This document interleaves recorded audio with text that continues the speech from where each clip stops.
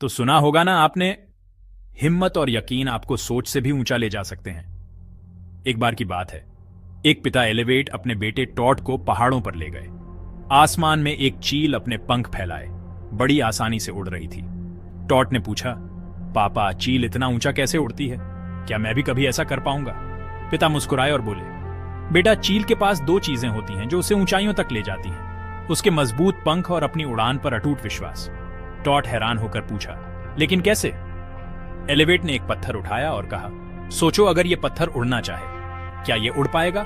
Tod हंस पड़ा, पत्थर तो उड़ नहीं सकता पापा, उसके तो पंख ही नहीं है। एलिवेट ने समझाया, बिल्कुल, चील इसलिए उड़ती है क्योंकि उसे पता है वो उड़ सकती है। पत्थर कभी नहीं उड़ेगा क्योंकि उसमें यकीन और हिम्मत नहीं है। उड़ान तो अपने आप पर विश्वास करने और अपनी ताकत इस्तेमाल करने से आती है। अपने बेटे को देखते हुए पिता ने कहा, तुम्हारे अंदर भी एक चील का विश्वास और ताकत है। अपने आप पर भरोसा रखो, अपनी काबिलियत पर काम करो और एक दिन तुम अपने सपनों तक पहुंच जाओगे। ये कहानी हमें यकीन और हिम्मत की ताकत सिखाती है, हमें अपने सपने पूरे करने में मदद करती है, बिल्कुल एक ऊंची उड़ान भरती चील की तरह।